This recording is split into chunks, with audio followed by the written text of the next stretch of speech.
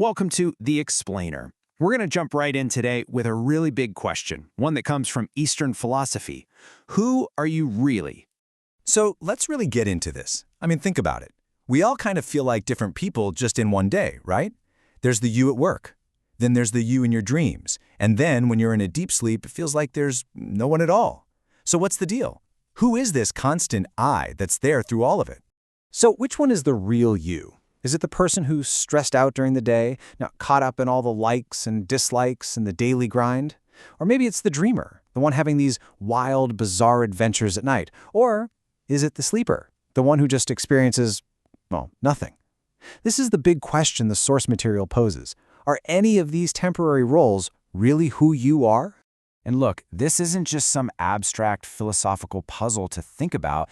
This is super practical. Understanding this framework, which actually comes from ancient traditions like Sankhya philosophy, can completely change the game for how you deal with stress, anxiety, even how you see yourself. Okay, so to really unpack all of this, we've got to introduce two key ideas that are going to be our guide. They're called Purusha and Prakriti. Think of them as the two fundamental ingredients of, well, everything you experience. So first up, we have Purusha. The best way to think about this is like a movie screen. Just picture it. It's always there, right? It's always whole, totally stable. It's the pure consciousness that just observes. It sees everything, but it never, ever gets stained or affected by the drama, the chaos, or the comedy that's playing on it. And then, on the other side, you've got Prakriti. So if Purusha is the screen, Prakriti is, well, it's the movies. It's all the stuff that's constantly changing. Your thoughts, your emotions, the sensations in your body. It's the action, the drama, the whole shebang of your daily life and your dreams. So here's the huge takeaway. All of your experiences, the stress, the joy, even your identity as the waker or the dreamer, all of that, that's just the movie. That's Prakriti. But your true self, what this philosophy is telling us, is the screen.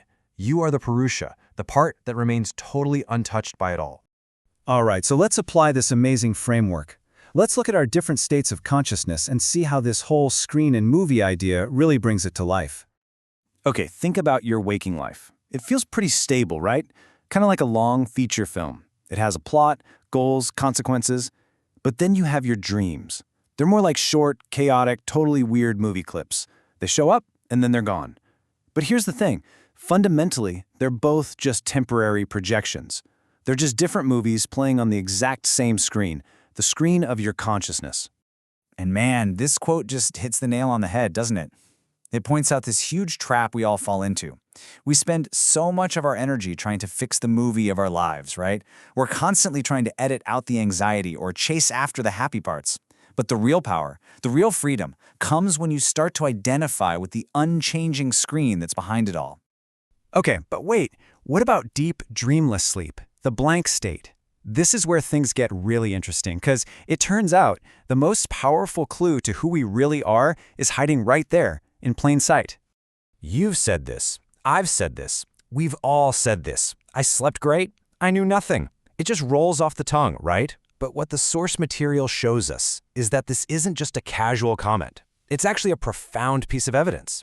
That one sentence, it's like a doorway to a much deeper understanding. But hold on a second. Think about that statement. If you truly knew nothing, if you were completely gone, who is the I that remembers it? To remember an absence of something, that means something had to be there to witness that absence. You can't remember a total conscious blackout. It's impossible. And this is where the logic just clicks into place. Let's break it down. Step 1, your statement, I knew nothing, is a memory. Okay, simple enough. Step 2, a memory proves that an experience happened. You had to experience it to remember it. Step 3, what was the object of that experience? Well, it was the absence of things. It was ignorance or nothingness. And now for the final step, the big one. For any experience to happen, even an experience of nothing, there has to be an experiencer, a witness. And that witness, that's your ever-present, unchanging consciousness. So what does this all mean? It means your consciousness never actually disappears. It doesn't switch off in deep sleep. It's fully present. It's just, well, it's witnessing a blank screen. The usual movie of thoughts and senses just isn't playing. All right, so this is a really cool idea, right? But the big question is, how do we actually use this? How does this make life better? Well, the good news is, the source material gives us a really practical way to do just that. It's called the poise method, and it's pretty simple. First, you just practice presence. That just means noticing your thoughts, feelings, and emotions as they come and go like clouds in the sky. Then you observe. You start to feel that little bit of separation between you, the one who is watching, and your thoughts, the things being watched. Next, you investigate. You actively recognize that anything that changes, anxiety, happiness, whatever, that's the movie, that's prakriti. It's not the real you. And as you do this, you build this incredibly steady awareness of yourself as the witness. And, this isn't just some nice theory. People who actually practice this stuff report real, tangible benefits. They talk about this deep sense of peace that comes from not being so tossed around by everything. They realize that they're not the drama, they're not the ego, they're the calm observer watching it all. Okay, so we've gone through waking, dreaming, and deep sleep. After all that, what's the one big thing you should walk away with from this explainer? It's this. The waker, the dreamer, the sleeper, they're all just temporary roles you're playing. They're just scenes in the ever-changing movie. But your true self, that's the constant, peaceful witness behind it all. You are the screen, always there, always whole, and completely untouched by whatever's playing. And so, I want to leave you with this final question to really think about. If you are the calm, unchanging screen, how much power does the chaotic movie of your life really have? How much can it actually hurt you?